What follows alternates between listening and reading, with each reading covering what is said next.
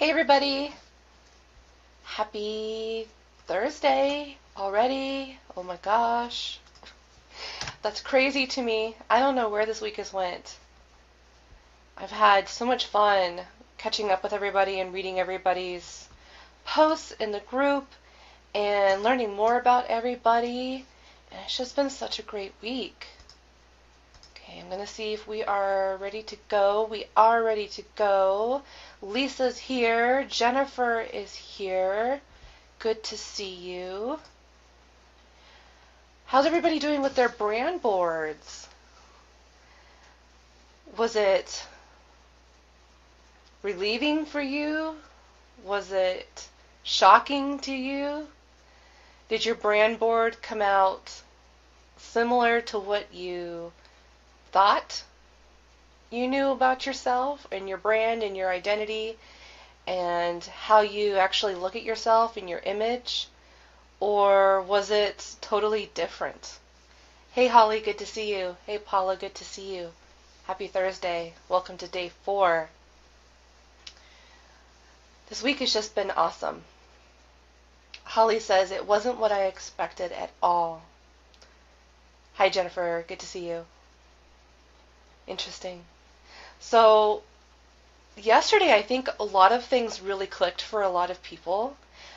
I see the light bulbs that are starting to go off, and it's amazing as a coach to sit there and watch this actually happen, because I'm seeing you from the beginning, the middle, the revelation, and then where that revelation takes you. And it's such, honestly, I'm honored to be there and witness that part of your journey. It's truly amazing.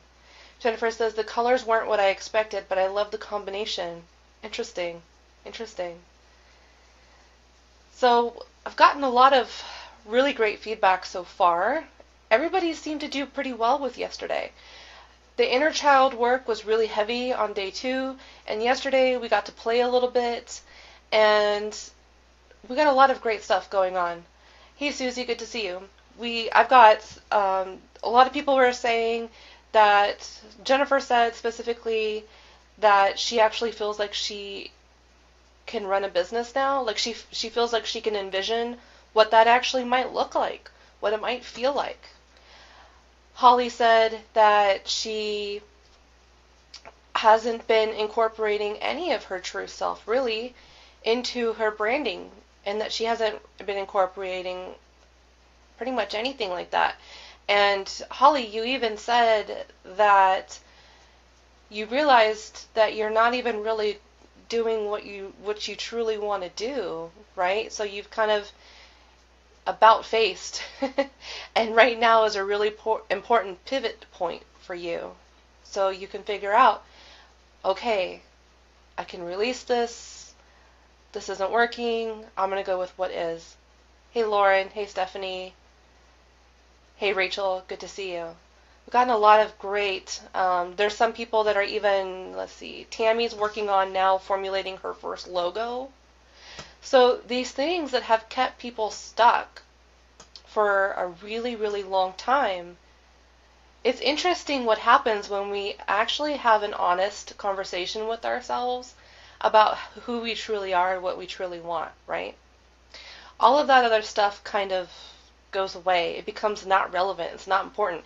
That stuff that you've been beating your head against the wall trying to make work for weeks or months or even years, some of you, it's no longer a problem, right? There's no longer any resistance there because you know you have begun tapping into your vortex. Who listened to the 15 minute audio that I posted today by Esther Hicks? It was about getting into your vortex. Hey Lynn, good to see you. Glad you made it.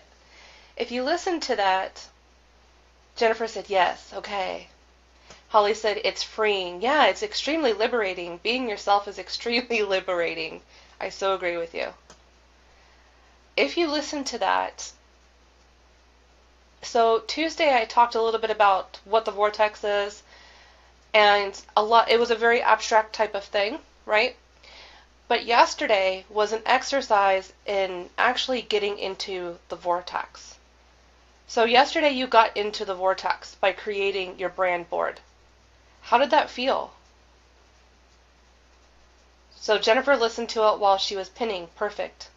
Lynn says she listened to it. Awesome. Or you have to listen to it. Okay. Yeah, take a listen. After you listen to Tuesday's, if you've done Tuesday's challenge, then do Tuesday's challenge, Wednesday's challenge, and then listen to it. Holly says she loved it. So getting into the vortex is extremely easy. And what is it? It's joy, it's fun, it's discovery, it's all of these awesome things. And just from one day of being in the vortex, just however long you're in the vortex, an hour or 2 hours, however long you worked on your brand board, how many of you had a stream, a divine download of ideas going forward about your business, about the workshops you want to create, the courses you want to bring out into the world, what types of packages you want to do, what types of readings and services and products you want to create? How many people had almost an overwhelming stream of just all of these ideas flowing? Holly says, absolutely, so many ideas. Yeah, that's one day of being in the vortex. It's pretty amazing, right? Hey, Marissa, good to see you.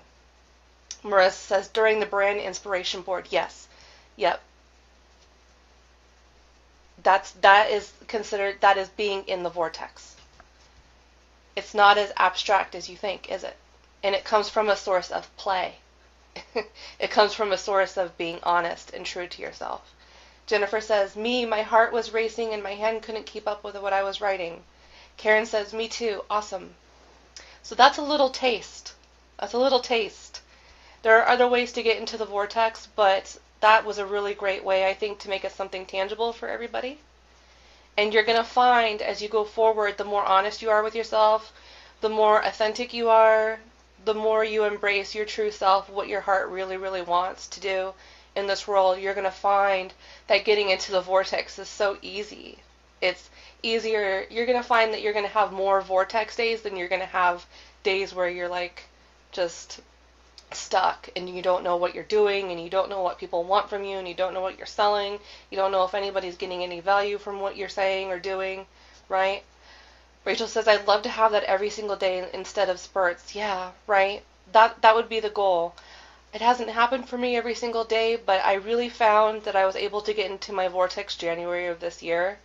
And that's when I really started getting serious and putting that action in, because you have to get into the vortex to get the inspiration, right? To find the authentic inspiration. But then there's the other half of it too, where you actually have to create and you have to bring your creations out into the world, and that's where you need the strategy. Tomorrow we're going to talk a little bit more about strategy, but for today, what I really want to talk about is you've learned to tap into this different vibration of who you are, right? You've learned to visualize it through the Pinterest board. And now that you've kind of begun to cultivate this like idea of who you are, it may not be in full focus completely yet, and that's okay, but you have a hint, right? You kind of get it. You see where this is all going. You kind of get this idea of what your identity truly is, and if you haven't already, if you want to go back and start filling in some of those missing pieces, like some of you might have not filled in your mission statement and your philosophy, right? So if you haven't done that, then go back and fill in those pieces, because I guarantee that you're going to be able to come up with some more keywords. Maybe you'll even get a sentence or two out of you just from doing the boards yesterday. And so yesterday we came and we had this visual construct of what your true authentic self looks like. And my hope is over the course of this week, this entire week, you have really come to acknowledge and maybe even come to terms with some of those emotional blocks and resistances that have been preventing you from like really fully showing up, I suppose. Because here's the thing, like some of you probably do show up, but you're showing up under the pretense of not being exactly who you are. And so what does that actually do? Does anybody know? It makes it so much harder to show up, right? It feels like work because you have to put on this air. You have to put on this this thing, it almost feels like your own personal hell or prison in a way, right? Jennifer says, girl, yes. So if you could pivot right now and shift and go forward in your business with the understanding that you're going to show up exactly who you are and not under something that you think people want from you or that you see other people doing, and so you feel like you have to do that because that's what's successful for them. Chances are that's what's successful for them because that's who they actually truly are, and it's not going to be successful for you because that's not who you are. Or Marissa, or not showing up enough. Right, exactly. Holly says your perfect clients won't recognize you. Absolutely. Maybe you'll sell a session, and then once people actually like get on the phone with you or get to know you, there's just like this clash of energy. Jennifer says too much comparing. Yeah, absolutely. So there's this beautiful saying I love, and it says it's something like, I'm not worried about the grass on either side because I'm busy like watering my own garden, that type of thing. The saying is more eloquent than I can put it. But basically what it means is that if your nose is in what you're doing and how you're showing up and how you're giving value, and you have self-acceptance for who you are, then you erase that whole competition energy. That whole competition vibe just goes out the window. Because you're no longer worried about if you're living up to someone else's financial goals and their expectations of what they have for their business that isn't in alignment for you, right? So what it does is it gets rid of a lot of the bullshit that you're telling yourself that maybe you actually believe in some way, but you don't have to believe that anymore. You can choose to say, you know what, that isn't real for me, it's not alignment for me, it's not authentic for me, so I'm just going to show up and I'm not going to care what everybody else is doing, right? In an inner child aspect, you're not worried about all the other cool toys that the other kids have because you're playing with your toys, right? And you're making the most out of what you have. So, and what that does, how you really start there is you have to really find out who the real you is. What your actual beliefs are, not the beliefs that you've regurgitated from the gurus or your parents or your society or your culture that you're born into. Remember we talked about having those two distinct personalities, what you actually believe about the world, your own individual beliefs, and what other beliefs and values have kind of been the cushion for how you've grown up in your life, whether that's through the authority figures like teachers and parents and siblings and things like that. Rachel says more of a toddler mindset, side-by-side play, not play with others. Focus on yourself and be content with what's in front of you. Absolutely. Yep. I like that a lot. And I think, as you start to get more real about this and come to terms with this, and how you actually view yourself in that Pinterest board yesterday was a really great exercise. And actually, like, if you could pop your head off and like spin it around and take a view of yourself in your life, an unbiased view, that Pinterest board was the best thing to that. Was the second best thing to that. Because it's so hard to see yourself, isn't it? It's really difficult to see yourself. And so that's why I love that Pinterest board exercise, because it makes it so easy to actually like see you through an unbiased perspective. And you're going to notice also probably some of these patterns that you find yourself entering into.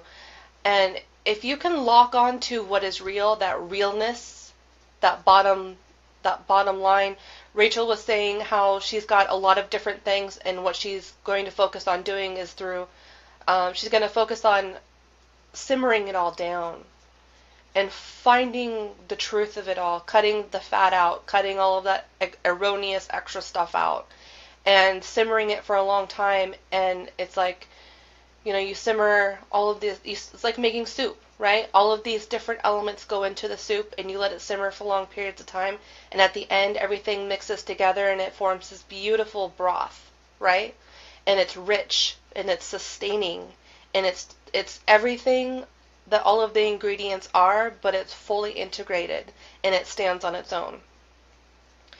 So if you can find that broth within yourself, right? That realness, the realness of it. If you can do that, you can get into your own creation and your manifestation vortex very easily. Holly says, great analogy. I can't take credit for it because it's Rachel's. But yeah, it's a great analogy. And your success, I think, really starts with having the most honest conversation. Rachel says, Hearthcraft plus branding for the win. Yeah. And that's you. That's specific to your brand.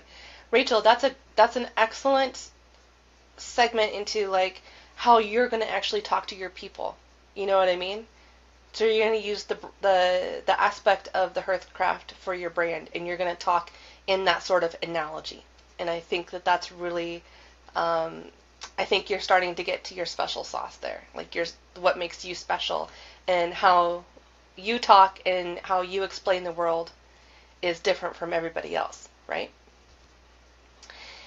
And it starts with, I think, having the most honest conversation with yourself. And that conversation is that dialogue, right? Between your inner child and the adult, you now, as you are now, that is, like that adult is charged with that duty of protecting that inner child, right? So it's a symbiotic relationship. But you have to have you have to have regular play sessions, you have to have a regular dialogue, an honest dialogue. And at this point, you've given your inner child an ally, right? And that ally is you, the adult self, your adult self.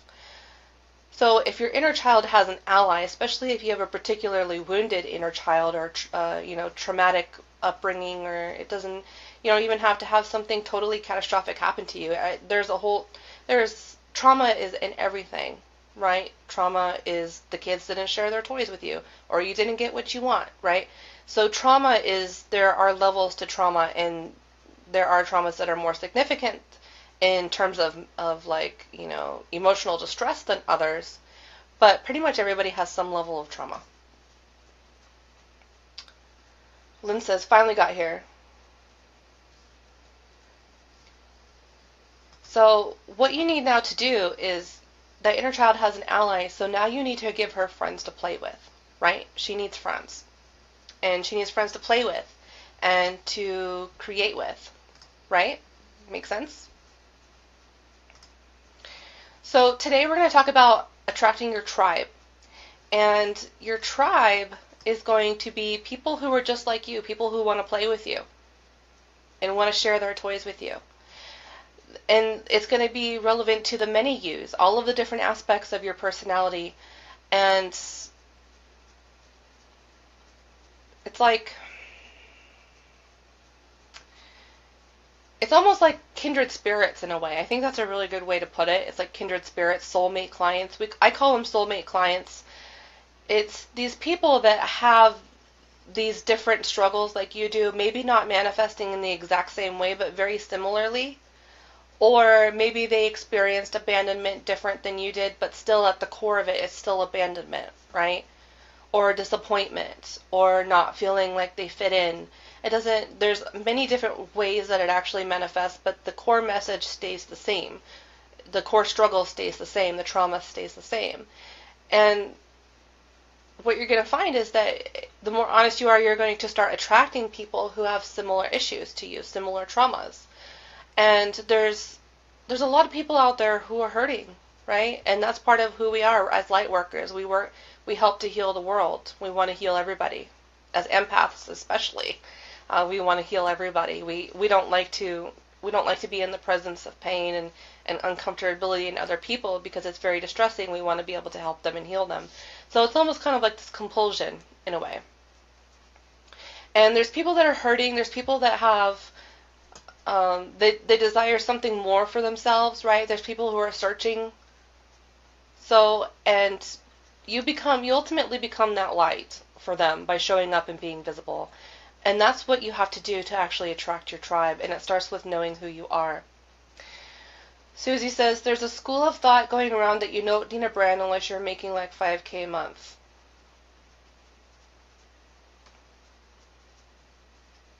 What are my thoughts on that?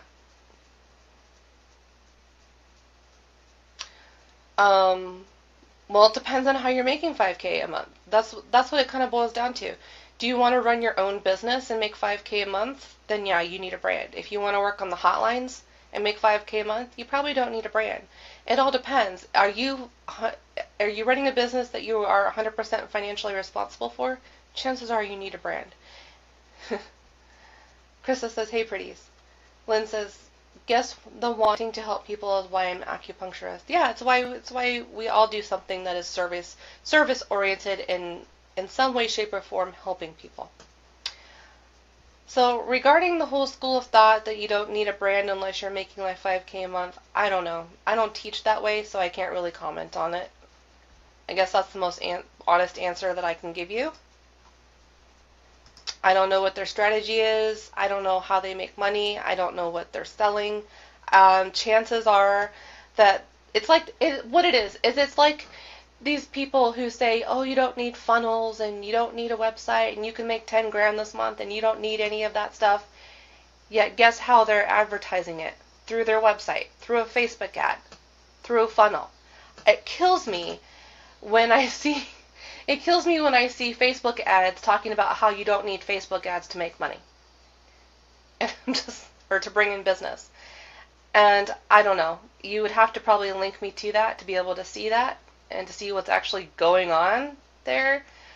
But, I don't know anything about that brand, so I don't want to like say anything negative about them. Maybe there's something there, maybe there isn't, but Freya says, "I think it makes sense if you don't funnel." Oops, you just said that. Lynn says, "I love helping people, but I am more hands-off in my approach." Susie says, "Yeah, I think those people aren't in the right mindset and don't align with what I do." You're going to know, see, here's the thing. You're going to know what's right for you. I don't want you to listen to people just because they tell you. I don't... I don't particularly find marketing interesting that tells you not to do things. So if you're someone who responds to this is what you actually want to do, then I think you're going to have a better... It's all about who you are and how you align, right? For me personally, it's like I already know a lot about what I don't want to do. I want to know what I do want to do. Holly says, "I've done it, but in-person networking and teaching workshops and speaking." Well, right, but you still are your brand, though. You know what they're going to tell you? They're going to tell you to show up, to look professional, to carry business cards with you, right? Is that not branding? Is that not branding? Anyways, before I get off too far on a tangent. Lynn says, "I do like the teaching aspect."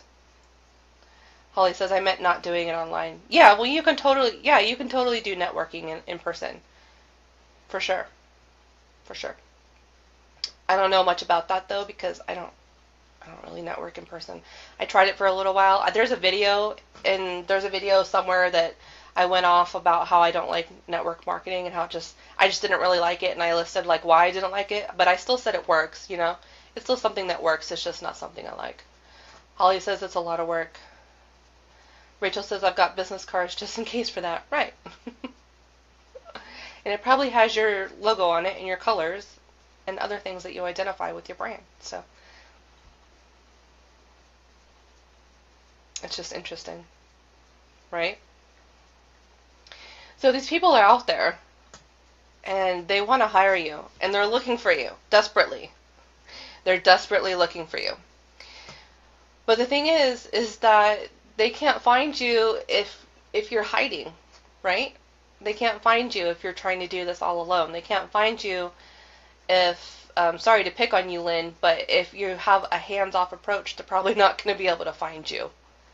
So how you actually coach, your style of coaching, can be different from your marketing strategy, right? But what you actually say in your marketing strategy is going to be where the alignment actually happens. Freya says, "I do person-to-person work, but that's where they get my logo on my business cards." And so what I talk about this all the time. I just released a thing yesterday about it because we were talking about just showing up, right? And that's what it takes. You have to consistently show up. And here's the kicker: is everybody wants to talk about. I call this the Instagram lifestyle syndrome, right? Where you see all these, or the Pinterest board syndrome, where you see all these beautiful staged photos of all these perfect lives, and they have a zillion followers, and for all intents and purposes, it appears like they're making a whole bunch of money. And you think in some ways that you can't really compete with that, right? And so for a long time it was not the norm. It was not the norm. In marketing, I've been around for a while online. I've been online since 97, okay? I started my first online business in 2002. So I've been around. I've seen these trends. I've seen them come and go. Some of them repeat. Some of them are evergreen. Some of them stay the same. Some of them come and go. For a long time, probably I would say from probably 2005 to 2010 or so, maybe 2011, there was this thing where it was being taught to not talk about your pain and to not talk about your struggles and to only talk about how perfect your life is and how you have everything figured out, and to never show up if you're having a bad day, to never show up without a full face of makeup, without your hair done, without being dressed up like you're ready for work. And that was something that came around. And it works on a superficial level. It works on a superficial level. But here's the thing. We want to build empires. We want to build legacies. And we can't build an empire or a legacy on superficiality, right? Krista says, I've noticed it takes so much time with advertising than I thought it would. I know it's a serious wake-up call for a lot of people. I spend about half my time advertising and creating content, and the other half actually doing following up with sessions and doing the sessions and stuff. Marissa says, I have business cards, but I don't really get much local business. I don't either. Rachel says, what? Yeah. So some of you might be too young to remember that, but that was a thing that went around. Lynn says, very true, no superficiality here.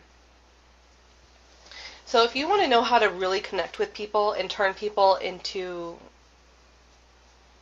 not just fans who want your life or who worship you or idolize you, and that you make a little bit of money off here and there, which you can do that. There are that is a business model. It's a viable business model. A lot of the models and things like that. Who else does it? Models, actresses, that sort of thing. It's almost like this unreachable thing. And the model is based on you never really being able to reach that, right? And it's, in a lot of ways, it's a lazy marketing because you're not really at that point, you're not really helping people. You're just kind of waving a carrot in front of them and saying, if you want my life, here, you can come chase this carrot. You're never going to get the carrot, but I'll let you chase it and give me some money while you're at it. Right? I'm trying to be honest here. Susie says, I struggle with that because I was taught that. Got to look the part. Yeah. I mean, there is a level of truth to it. Yeah, you should look the part, but I think that you can look the part without being 100% perfect all the time. Sometimes for example, yesterday I did a Facebook Live. I didn't even shower for 2 days. My hair was in a bun. I have been working really hard on creating content, getting ready for next month's workshop for the Make Terror Your Business Masterclass, doing all the writing and stuff, and I was in my vortex, and showering and dressing up and stuff. That was the bottom of the priority list because I wanted to sit there and create. And I just let my environment stay my brand, right? So it's not just you personally, but it's also your environment and how you talk to people It's your conversation style. There's so many different elements that make up your brand that if you don't look the part one day, your brand's not going to fall apart. Molly says, totally true, but showing up, looking like you just rolled out of bed makes me think you can't even show up for yourself. How are you going to show up for me? Okay, so the thing with that is that it comes down to your track record. So if you're making those snap judgments on someone, then chances are you probably haven't been following them for a long time, and you haven't invested enough time with them to develop that sort of trust, right? So what it comes down to is trust. If you don't trust the person or trust the brand, or you're able to see this track record of them being in business for a long time or continually showing up, then the stuff like not having their hair done, or the stuff like maybe having just a plain t-shirt on, or maybe not showing up with a full face of makeup, that kind of stuff is just, it becomes irrelevant because you're more at that point invested in the person than you are invested in what they look like. Right? Jennifer says, who showers when they work from home? Hey, I call it a good day if I get out of my pajamas. Rachel says, I noticed going through the business theater training that working as a reader or empath is very similar to being an actor. It is. Not in the acting sense, but more that you're selling yourself and your abilities and what you can offer. And I think that's a bit of a culture shock, yes, for people especially who have no experience with that whatsoever, for sure. We have to show up with our own kind of portfolio and audition sheet, especially when we're on the hotlines. Yeah, absolutely. Lynn says, I found that if people trusted me in my prior work, they trust me now. It takes the pressure off. Yeah, and there's no shortcut. There's no shortcut to trust. It takes a long time. This is my second or third group now. This group is, I think we're celebrating 1 year in September. I've had two other groups, I think, prior to this one. And so, I've also got things online that says I've been in business since 2012. I've got reviews that are years and years and years old. So there's no shortcut to that. You can't fake that, right? I mean, you could, but that's kind of scammy. But that's why I like having my Etsy shop up. That's why I like keeping that stuff there. Even though it's not what I'm doing now, it's a trust building exercise. It shows people that I'm going to be here for the long term. And you're not going to just wake up tomorrow and this group is going to be archived and I'm going to be like, see you later. It's just not going to happen. I have a long track record, and I think that it's important that you start showing up now sooner than later, because all the time that you've spent not having a track record is going to take that long to build that trust. Just trying to be honest about that. Does that make sense? So if you trust the person, they have a good track record, they're continually showing up, what's not to like about that? Lynn says, we aren't Enron. You're funny. And not only do you show up just consistently, that's one part of it. That's one part of the formula, is showing up consistently. Is also, talking about your struggles. And talking about not just your good days, but also the days that aren't so good. You don't want to go off on like a tirade. You do want to be mindful of your business and your brand and what you're saying, but you don't have to just talk about the good days, because what happens is, what if you just have a really bad week? You don't have a reason to show up in your business, so you don't show up. What happens? Trust goes down. So, in a way, I would rather you show up hell or high water. I would rather you show up whether you're having a good day or a bad day than not show up at all. Hopefully you have more good days than bad days as you get into the vortex and you start creating these things and you start getting joyful about your work and you start believing that clients are coming to you and the money's coming to you and that this is easy and fun and fulfilling and you're helping people, right? Hopefully you have more good days than bad days when it comes to that, which makes, again, it just piggybacks on, it just makes showing up a lot easier. And it does take a measure of bravery, which I think a lot of people, that's a culture shock too. They didn't know that they would have to be so public and so vulnerable in just running a business in general, especially a service-oriented business. When you're just running it by yourself, if you're working for a large company, then no, you can hide. You can definitely hide within that company. You're definitely less noticeable, right? They take care of the marketing. But when you are a one-person business that is service-oriented, you're going to have to show up. Marissa says, I like that. I can be a perfectionist about content. Yeah, I feel you. I have a Virgo moon, so I feel you. Jennifer says, when I started coaching in 2013, I would make so much excuses to clients when I wasn't feeling it. Krista says, totally, I tend to relate to people who are honest about their experiences as opposed to people who are all light and love all the time. It makes you more real. And people want realness. In this world, like I talked about this before, in this world, this highly scripted smoke and mirrors world, people crave real. There's a reason why people are going back to Whole Foods. There's a reason why the whole natural oils and getting away from synthetics and chemicals, there's a reason why that is such a prevalent movement. It's because people want real. They don't want the fake stuff anymore. Rachel says, gone through some major arguments, cutting off some toxic people and doing interviews and articles about it after I started this. Excellent. Talk about it. Because as you talk about it, you give other people permission to acknowledge that they are struggling with that, and that's one of the first steps to getting them in a position where they can hire you to help them. Jennifer says they slowly disappeared. Right? They're like, ooh, they backed off, right? Because that trust had been broken. Marissa, do you ever take memes from your brand inspiration board and redo them with your take on them? Absolutely. Yeah. All the time. All the time. If I find a quote that I really like, I'll even write a blog post about that quote. Definitely. You can use that as inspiration in so many ways. Or you can take that quote and you can come online and do a live stream and just talk about what that quote means to you. Right? So the trust is non-negotiable. It's non-negotiable. You have to trust yourself, and you have to give other people a reason to trust you. Because that's what it all is. Nobody's going to hand over their money unless they're in this complete state of desperateness, and you don't really want to work with desperate people, right?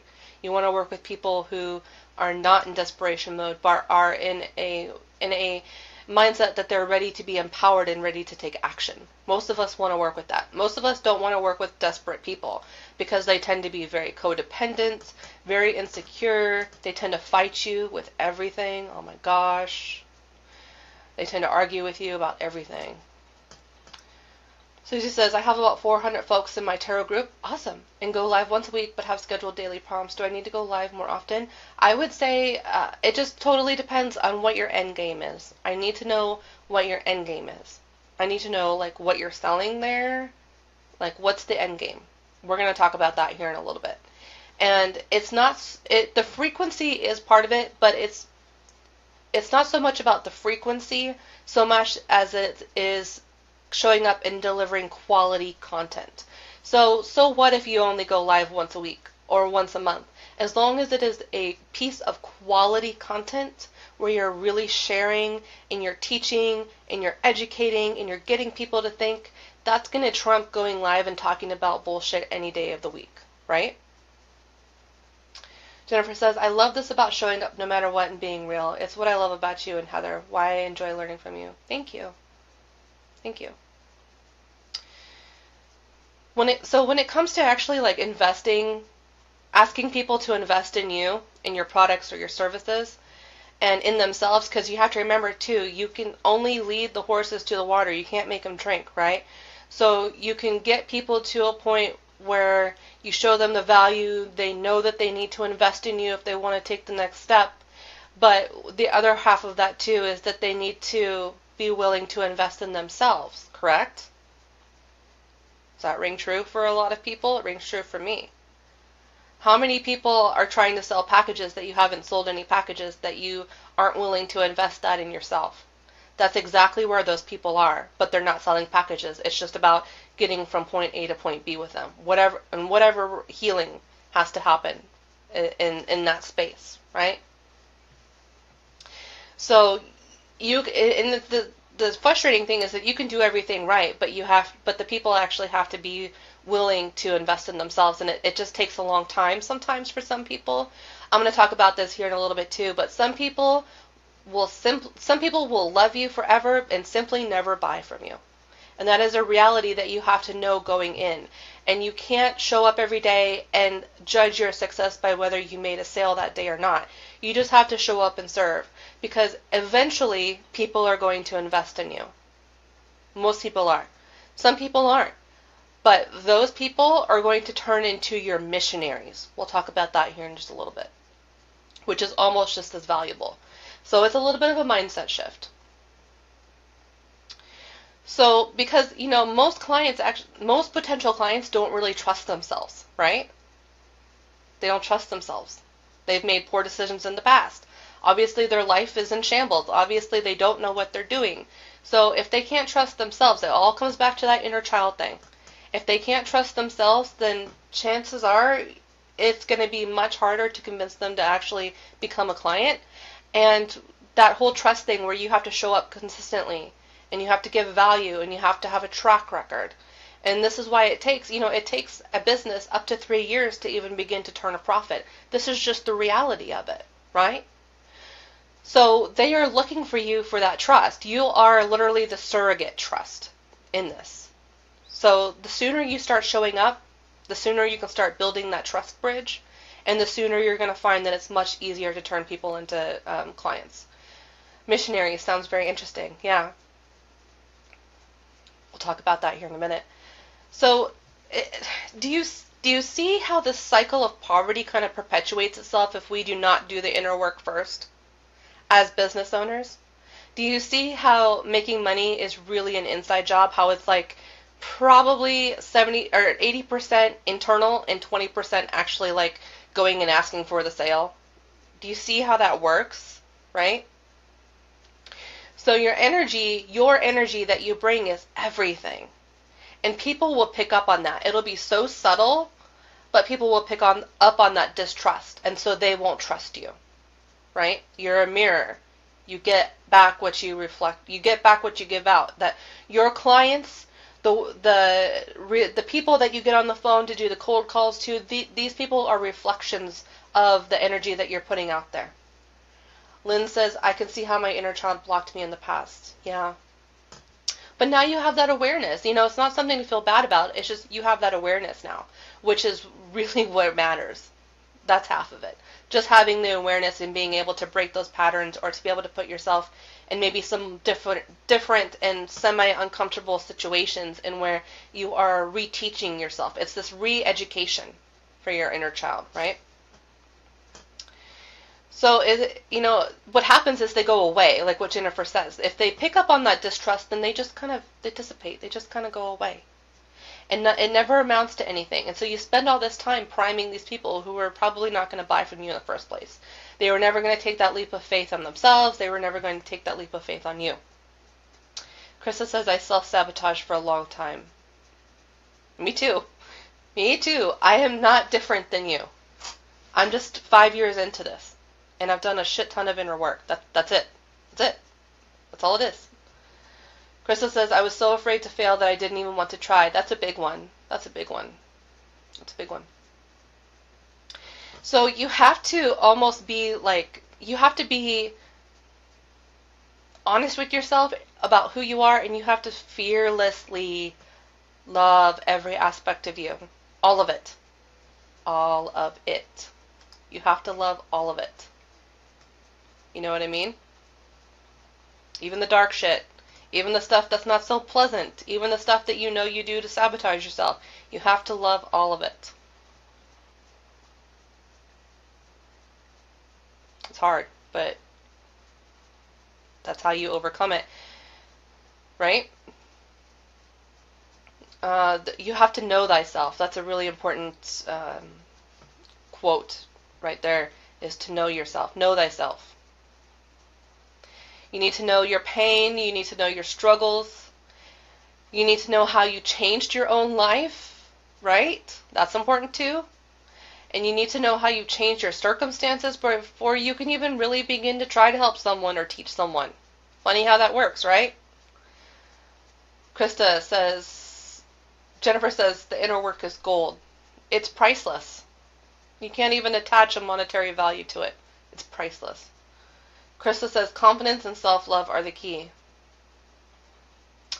Rachel, I've become less afraid of opposition and failing since doing the inner child day and meditation that night. Definitely planning on doing more. Excellent. Find more ways to play. Find more ways to engage your inner child. Lynn says, if I feel that self-condemnation returning, I check in with my therapist. That's another great way to handle that. Talk therapy. Yes. Rachel says, I feel like it would be an interesting challenge to try your own services and share your thoughts afterwards in your groups or Facebook pages. Yeah. How do you know where you're leading people if you've never led yourself through it? And so if you're trying to sell something that you've never been through, oh boy, are you out of alignment. I'm not saying anybody is. I'm just saying in general, as a general statement. Jennifer says, me too. Just as a general statement. So, your transformational story, your transformational journey, how you fix your own life, how you healed yourself, right, is one part of it. And your unique personality, the thing that you have that nobody else has, those are your biggest selling points. Your biggest selling points. And trust. Okay, so transformational story, unique personality, track record equals sales. Molly says, I was so afraid to succeed. That's a big one too. I would quit when on the verge of success. Because I had never experienced success. I didn't trust myself to handle it. Yeah, that's a big one. I would say I was very similar to that. I was afraid of, I always told myself in the beginning, I don't want to be rich. I don't want to be like Oprah. I don't want to be famous. I don't want to be well known. I just want to stay in my small little thing, and I just want to help a little bit of people. And what I was doing is I was telling the universe that I only want a little bit amount of money, and this is the only way it can come to me. And so what I did is I closed myself off to all of this abundance. I closed myself off to all of this money, and I just stayed broke. You know, it doesn't work that way. You can't. If you only need a couple $100s a month, then maybe it'll work for you. But if you want to totally change your life and you want to start hitting these higher income goals, you want to make $1,000, $2,000, $5,000, $10,000 a month, you've got to come out.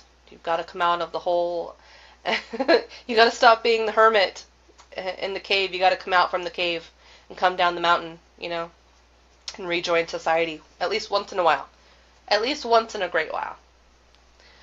I'm a big believer in you're going to have your own I think we all have our own energetic limitations, right, with how much we can tolerate with putting ourselves out there and being visible. And so I'm really big on just finding what you can tolerate and what you can work with and just doing that. And just do it consistently, right? Lynn says being broke is not helping anyone. It's not helping anybody. And I've talked about inclusivity this week, remember? About feeling like you're part of something. And inherently, what you have to understand psychologically, that people need to know that they're not alone. Why is religion so popular? Why is God such a popular concept? It's because we're a communal species, right? It's just who we are. It's in our DNA. It's on a fundamental level, way more than any type of mindset or anything like that. It's in our DNA. It's how we're programmed. It's how we are hardwired. We're hardwired to be a communal, social species.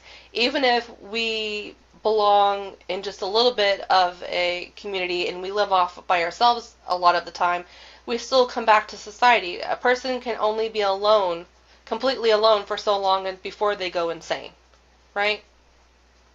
Krista, hermit, my birth card. The irony. Yeah. It's interesting. And so, and one of the best ways to be visible, right, is to create your own physical vortex. And this is called your community. It's called your tribe, your sisterhood, whatever it is you want to call it. Your cooperative society, whatever it is. Your membership group, your academy, your university, your school,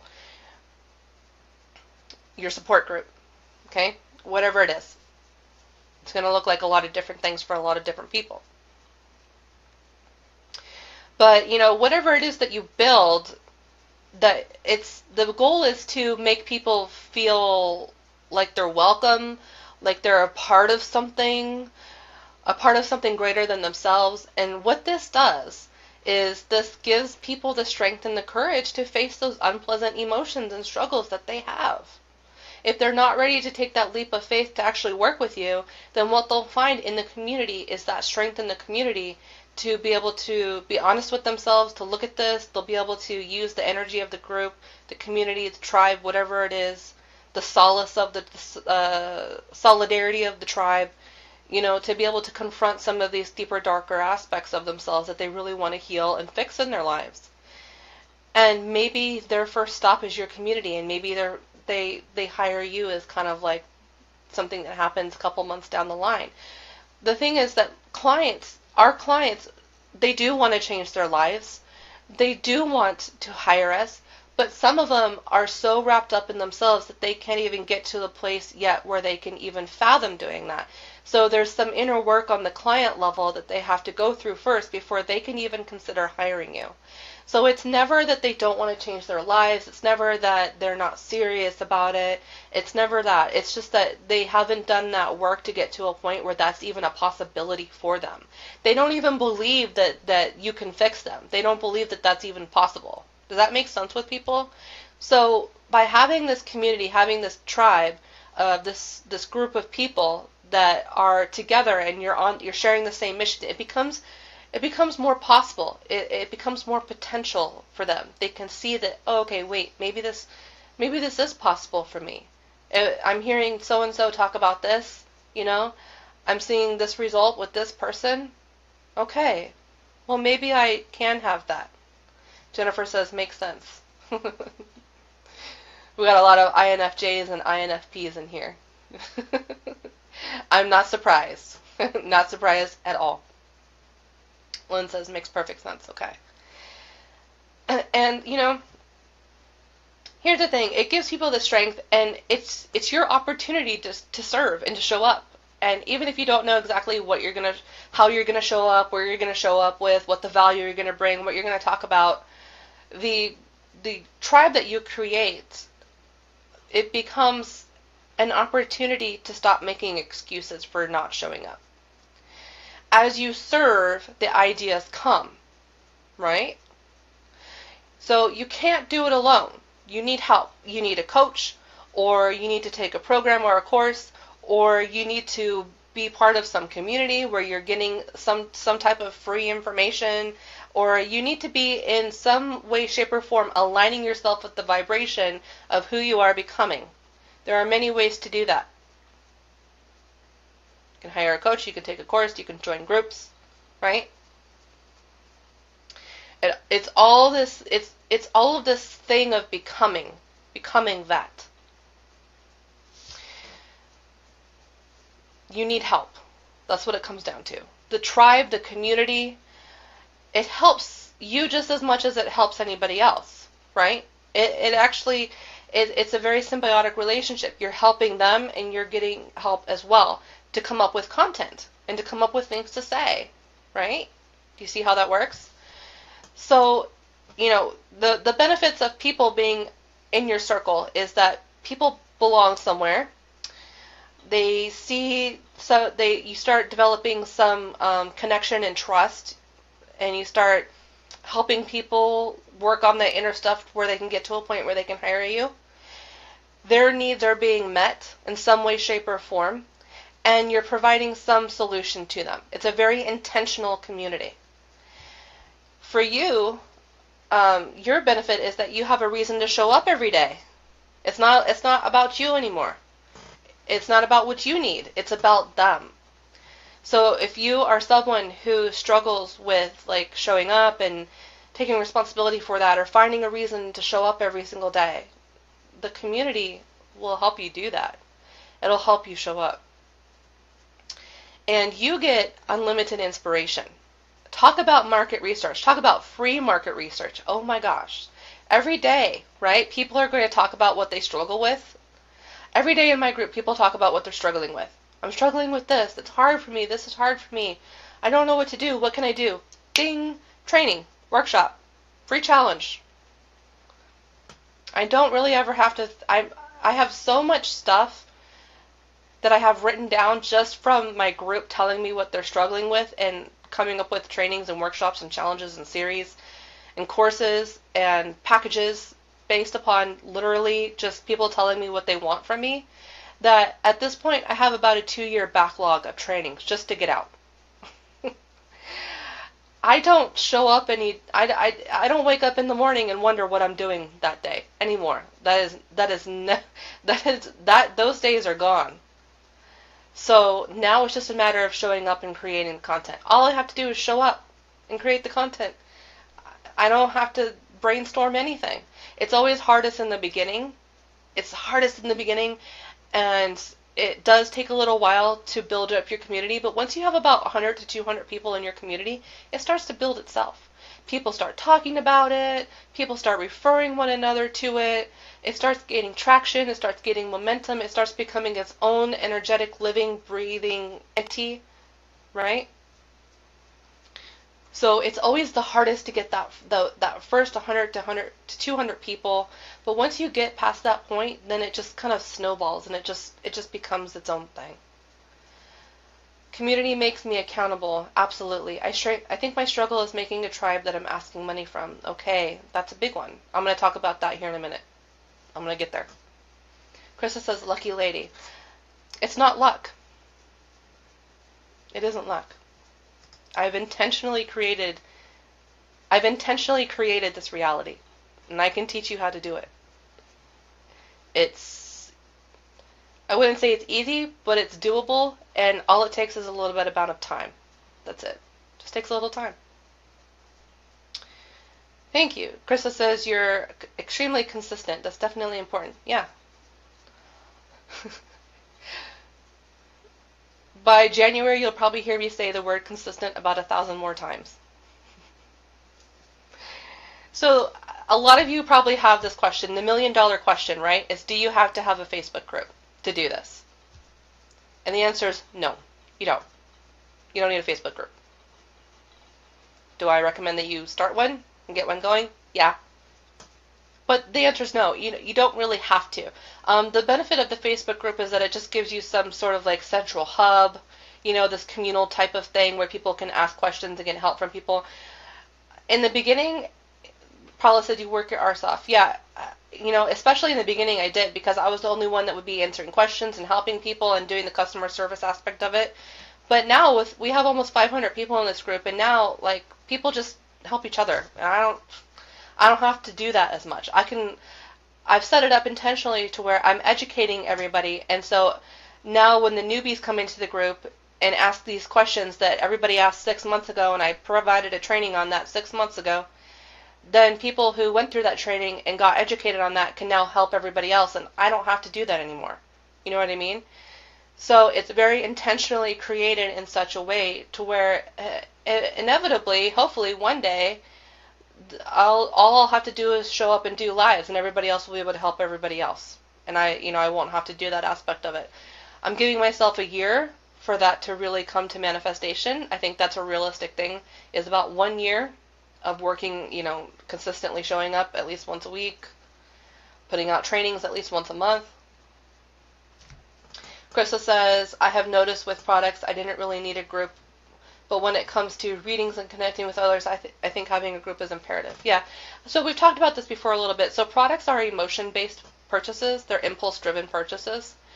There's not a lot of connection needed because they're getting that tangible thing. But when you're selling services, it's not as tangible, and so you need that extra fluff.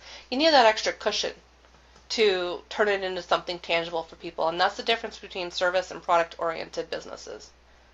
And I think, and Krista, you do product and services. So you're going to find not only your group is going to help with the services, but it's also going to help with the products too. Definitely. But no, you don't have to start a Facebook group. You can if you want. I highly recommend you do. But you can do it in different ways. You can do it through blogging to your readers, consistently blogging every week, your newsletter base, sending out that to your newsletters, sending out letters to your newsletters, connecting that way. I want you to think of all of your social media accounts as basically one big platform to speak to your tribe. You're going to have, on each platform, you're going to have your own individual little tribe, right? And you're going to market to them in a little bit of a different specific way.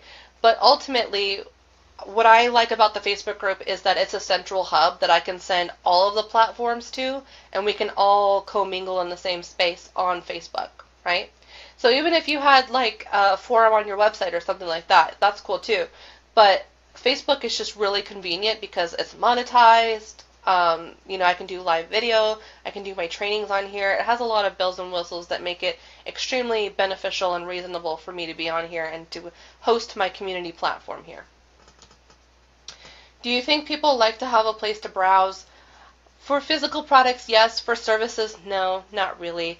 When it comes to browsing, when it comes to service-oriented businesses, that is more what we call lifestyle marketing, and it is pictorial, it's visual based, but it's more like the Pinterest board thing, where it's not necessarily like they're browsing your offers and stuff like that, but they're browsing the lifestyle that you're presenting. So for me, my place to browse would probably be my my YouTube channel, because I have a lot of videos that people can just go to and watch on there. I don't even know, there's got to be a good 20, 30, 40 hours of content on for free on my YouTube channel already. So if people are in a browsing mood or want to connect with me like off Facebook or off a live interaction, and they want to do it in more of like a third-party type of way, they can go on my YouTube and they can watch some of my old videos there. Does that make sense? So the way that you actually do it can be very varied, and you can just do a lot of different things. You don't have to do exactly what I do. What I do is because it's what I like to do, and I think that's important. Best place to present reference materials. That's what my Make to Your Business masterclass is. It's my archive. I have all of the private trainings, all of the workshops I've ever done, all of that kind of stuff, that's in the archive in the Make to Your Business masterclass, which is a little bit more of an advanced topic. Eventually, we're going to talk about membership programs and things like that. But at this point, my reference place for all of my trainings and all of my materials and all of my templates, that's all in my archives, which is you have to pay a fee to get into that class. But it's a lifetime fee. So you'll always get all the updates, you'll always get all the new trainings, you'll get all of the new templates, all that kind of stuff. But if you're wanting to do like free, then maybe just your website would probably be the best thing. And you can have a tab up on your website that says like free resources or free gifts or something like that.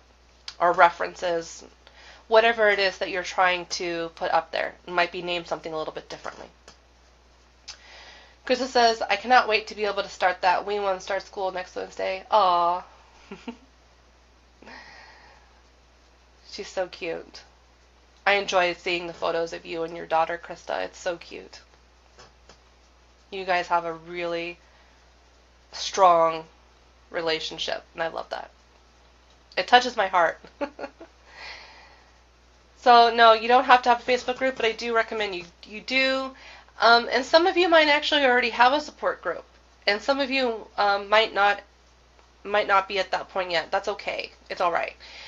Take it as slow as you need to. Remember, quality versus quantity. That's what it's about. And remember, you can always do more.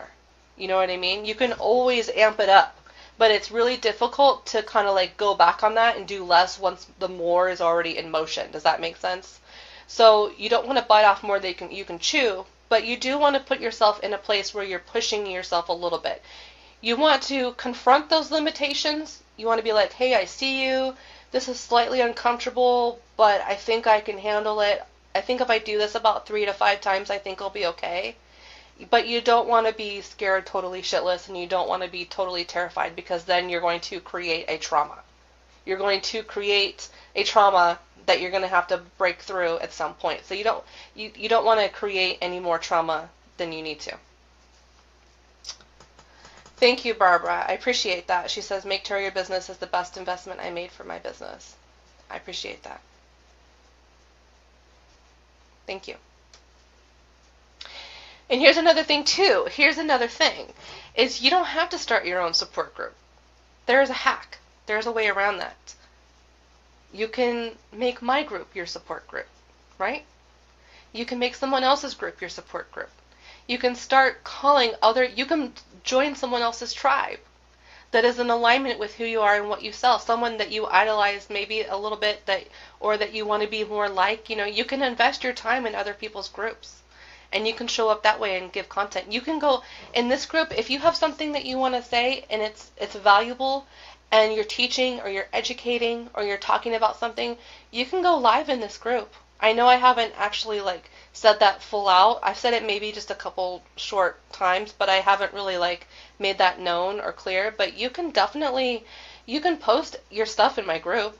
You can post your workshops, your trainings. Doesn't matter if it's free or paid. You can post your resources. You can post your PDFs, your freebies, your opt-ins. You can get my people on your newsletter. You can do lives. If you want to collaborate and do something with me, let me know. I want to help you. Because I know it's difficult to get an audience in the beginning. It takes a little bit of time. But if you can align yourself with maybe a couple groups and just really start showing up consistently in those groups, you're going to find your people. Because not everybody in this group is in alignment with working with me, right? Not everybody is going to buy from me in this group, but they might buy from you. They might. So just something to think about. And there's also, Barbara's talking about Make Tarot Your Business. So in that course, it's a masterclass. There's 40 to 50 hours worth of content in there. And there's probably about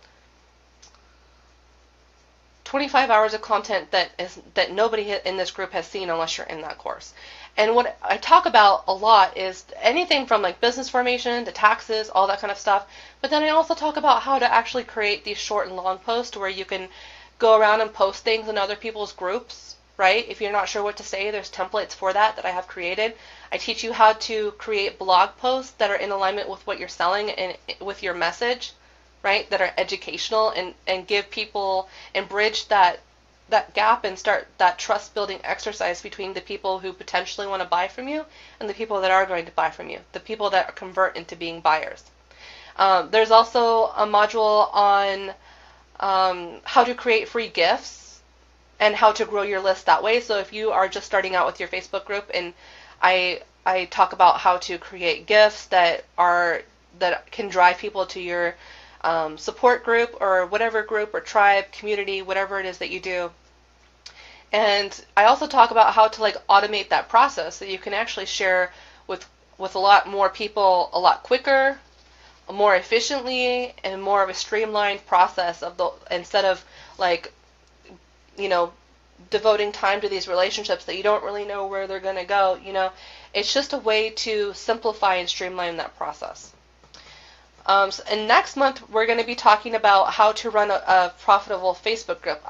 Basically what I'm going to do is I'm going to teach the people in that course how I run my Facebook group, how I monetize it, what my strategy is, what my formula is, how I do it, and so that they can take the elements that they like and they can start building their own community. Honestly, I ended up taking one from Biddy Tarot a while ago and didn't end up liking it very much. And then during my search, I found Christina in the info. She gave away in that week class about making tarot your own business free advice. Oh, the 5-day challenge, right. Had more info and so much more useful bits in it. I'm just excited to be able to finally end up taking the full class. I'm excited. I'm happy to have you. I can't wait. Christina, you really work your butt off. And I'm excited to work with you and sit at your feet. You're so cute. Rachel says, Biddy Tarot is just so expensive. Can't do it. Very tempted to do Christina's, though. I need to look at prices again. Biddy Tarot is pretty great. Biddy Tarot has been around for a long time. Her website is fantastic. You can see that she's invested a lot into her brand and her business and her knowledge of tarot. But what you have to understand about Biddy Tarot is that she has a team of people working for her, which is, for most people starting out in their business, it's just not feasible. It's just not realistic. So how do you get from the point where you are now to where you can hire a team like Biddy Tarot and have a massive business like that, right? You need those steps in between. And I think in a lot of ways, that's where I step in. And I give people those tangible steps that they need. And it's not, I'll tell you this, Make Tarot Your Business is not really theory. It doesn't teach you how to It does not teach you how to read tarot. It is strictly business. So if you use tarot or oracle cards or any type of divination in your business in any sort of way, you'll benefit from it. All right, I gave you a link. Thanks for asking for it. Rachel says it's banktarotyourbusiness.com, by the way. It's very easy to get to. Rachel, there's even a podcast up, speaking of podcasts, there's even a podcast at the top that I did with Heather that talks a little bit about my philosophy on how I run my business. Give that a listen. And then you can decide if well, you know, most of you know me quite a bit. Most of you have been in this group for a couple months now, and you know me a little bit. Rachel says, I love the podcast, but over 1K for a program was way too much. I get complaints from my clients about video tarot free readings too. Oh, that's a bummer. I know it has helped people. Actually, some of my Make Tarot Your Business people have come from Biddy Tarot, and I have nothing to say. I have nothing but good things to say about her, but I've never actually taken her course, so I don't really know what's in it, you know. You're welcome. You're welcome. Okay, so for today's workbook, what we're gonna do is first things first, right? You need to know what you're selling. Someone said, I think it was Rachel, said that you struggle with starting a group, and I get it, because you think the group is more of a support group, and you struggle with this whole thing about like actually selling to people in that group. But you can do it, and you can totally do it in a way where you're showing up and you're serving, and you're letting people decide if they want to hire you. You don't have to pitch. I very rarely ever pitch to people. Raise your hand if you can think of 5 times I've pitched to people in this group since January. I can think of, we did the master manifester thing that I pitched you, the Make Tarot Your Business I've pitched. That's all I can think of. That's all I can think of, the 2 things that I've ever pitched to you. And I still make money off this group because I don't have to pitch. People just know that they want to work with me, right? It's their idea. They come to the conclusion on their own.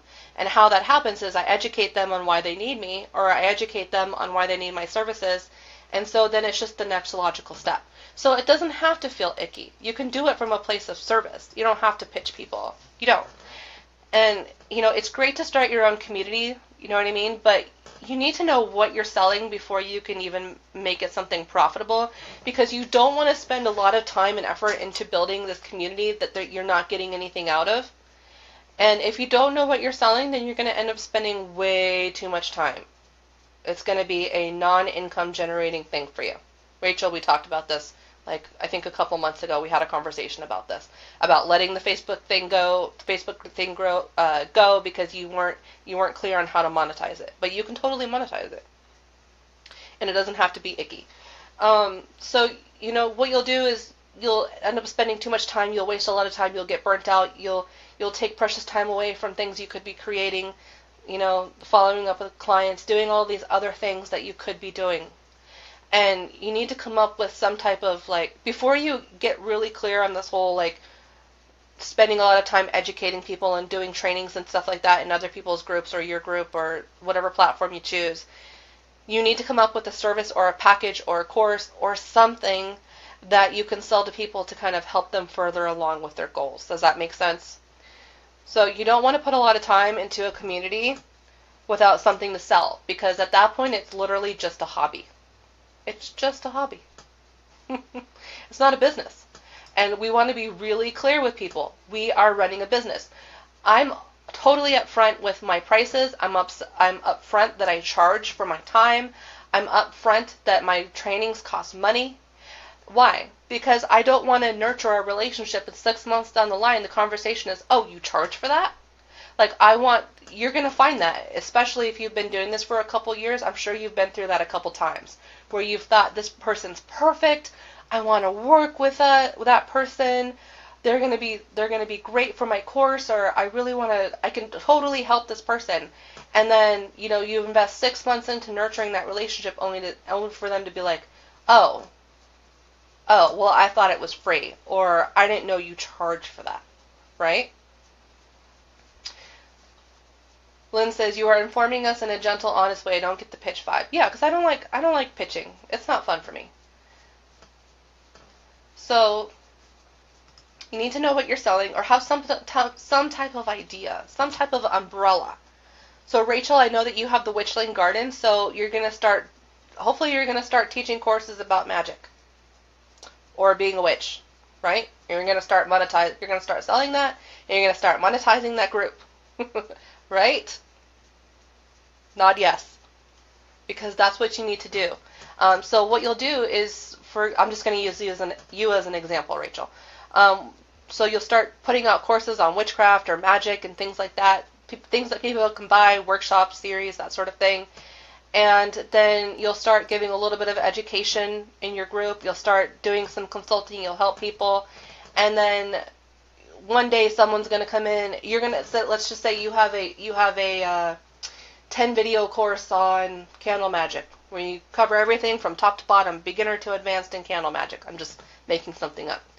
You get someone that comes into your group and they're like, oh, I'm new to candle magic. How does it work? And, you go back and forth and you're like, oh, well, this is, you give them the 5-minute summary. Oh, well, it works like this. And I have this free resource that'll get you started.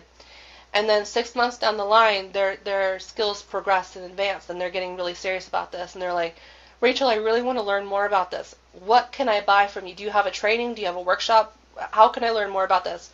And then you're like, oh, how convenient. I have this 10 video course on candle magic. Sure, here it is. It's $97. You make $97 off of that. So it's just a different way to sell that doesn't feel icky, and it makes it more about the education, and it makes it more about showing up and just serving. So you need something to sell. You're running a business. You need to make it known that you're going to require money for your services and for your time at a certain point. And then I'm going to give you the workbook here in just a little bit. I want you to create a name or something, a keyword. If all you can get is a keyword, that's okay. Create something for your squad, your team, your tribe, whatever it is you want to call it. I want you to identify some hashtags, which Marissa kind of beat me to it. If you go back to your Pinterest board that you did yesterday, if you look at the top, you'll see some keywords that describe your brand. How convenient is that? And then I want you to write down some of those hashtags. If you don't know what a hashtag, it's the # plus a word. It's really popular. It's basically what it does is if you can put that hashtag into social medias, profiles and platforms, and then you can do a search with that, and it'll bring up everything that relates to that. So it's just another way of target marketing, right? So you'll identify some hashtags. I want you to start coming up with some emojis that you can use that represent your brand. And then I want you to start thinking about how you're going to start educating clients, how you're going to start turning them into paying clients. I want you to write down at least 1 or 2 workshops or series or challenges or webinars or Facebook Live topics or newsletter campaigns or blog posts, however you choose to actually, whatever medium you choose to be that bridge between you and the client to deliver that educational, that value-driven content. And then I want you to start journaling some ideas for brand recognition. You can use elements from your Pinterest board, like for me, for example, glitter, unicorns, purple, pink, tarot cards, crystal balls, witchy things, that sort of thing. I want you to start thinking about some brand recognition elements that you're going to start utilizing in your brand. And then I also want you to come up with some type of like special gift or a freebie or a digital, hopefully digital because it won't cost you any money. Don't worry about the physical swag, the merchandise, that kind of stuff right now. That's kind of getting in. I don't really even have that yet. You know what I mean? I mean, you can journal it if it comes to you and like have that. So for future reference, it doesn't hurt. I don't want you to get overwhelmed, but I do want you to start thinking about some type of like free thing that you can give away to get people into your community and into your group. Does that make sense? Okay, to provide reference material along with selling an actual product, crystals, beads, and decks. Your website. WordPress. Your website. A website. Krista says, I have so many friends that come to me with questions too about witchcraft. It's like some on a daily basis almost. I should really put something together. Yes, ma'am. Please do so. People are literally telling you what they want to buy from you. Listen to them. Lynn says, I set up a page and barely use it. It's waiting me to figure out all this out. Thank goodness for all these webinars you're doing, helping me get going. You're welcome, Lynn. Rachel says, I have a list of 20 or so magical courses like that. And you're charging for them? Are you charging $97 for them? Are they video courses? Are they in-depth courses? You need to start getting the conversation happening. Here's the thing, you're gonna have to show up a lot at first. Some people aren't necessarily like going to just ask questions every single day, so you're gonna have to think of a topic to talk about. You're gonna have to get people talking, the conversation going. And you know that podcast that we did together, that video cast we did together, Rachel? I'm sure you got some people that joined your group from that. You're gonna have to do more things like that to get the word out about your group. Or you're going to have to post in other groups and something like that. You're going to have to start, for me, what I did in the beginning, okay, I'll just tell you what I did. I put together the 10-day Make Tarot Your Business, the free course, and I put it up, and it was for free. I put it up on a sales page. I had an opt-in. I did a Facebook ad with that. I sent people to that through the Facebook ad, and then after they joined and got the free course in the automation system that I sent to them, I teach that in the masterclass. When they got that through that automation system, it invited them to my group. That's how I got a lot of people into my group. Oh, they're just ideas. Oh, okay, I got you. Well, the idea is, 70% of it. As long as you have the idea, then you know what to do. Susie says, I could give away my goddess oil as a gift if they join my academy. Yeah, that's a good idea. Because you're giving them something tangible that's going to remind them of you. It's like they get a little piece of you. And especially in oil, I would assume that it has a smell, an aroma to it. It's visceral. Yes. Yes, ma'am. And they can use that during our full moon rituals. Yes. Yes. Yes. Marissa says, I was planning on starting a group. I have something to sell, but it's not really going yet. Still a good idea. Yeah, as long as you know what you're going to eventually sell, yes, go ahead and start your group. Because all you're really going to be doing is market research, right? You're just going to be like, and I would suggest coming out with some smaller trainings. And I would also suggest if you're going to do your lives, start an archive, even if you don't plan on doing a membership program anytime soon. All of the lives that you do, especially, this is why I say show up with value. Show up with quality content, because you want your content to work for you. This is called working smarter, not harder. You want to show up with quality content, put it into an archive. 2 years down the line, maybe you have a really awesome membership program where you have like 100, quality 1-hour trainings that you do. Gotcha? You get me? So it's okay if you know what you're going to sell. Ultimately, maybe you don't know how it's going to manifest yet. Maybe you don't know what it's going to look like, what medium it's going to take on, how big it's going to be. When I created the Make Tarot Your Business Masterclass, that was a 10-day audio workshop. It was a 10-day audio training. It is now a 50-hour video training 2 years later. So what you're going to sell and stuff like that, that's going to evolve over time. It's going to evolve. Crystal says, I was just gifting free Reiki-infused crystals before the move to celebrate our first home. That is awesome. I think everybody's really starting to get it right now. I feel good. I actually feel like there's been an energetic shift. I feel it. I feel lighter. I feel like people are tapped in. I feel like you guys get it. Right? Do you have any questions before we end the live stream for today? After we get off the live stream, I'm going to get the workbook and then I'll upload it to the comment section for this live video, and then I will put it in the pinned post for today. Is everybody good? Is everybody inspired? Does everybody know what they're doing? What the goal is? Why we're doing this? How it's going to work? Any questions? Lynn's good. Marissa's good. All right. If you have any questions, just post in the Facebook group. You're welcome, Holly. Rachel will have to listen back, working right now, but I'll ask afterwards. Okay. Jennifer's good. Lynn's good. Okay, I will see everybody tomorrow. We're going to talk a little bit more about like where to go from here, what your next steps are going to be, and how to... Basically what we're going to talk about is scheduling a vortex day at least once a week. So you continually have an opportunity to get into the vortex and to create. I will see everybody tomorrow, and I will see you in the Facebook group.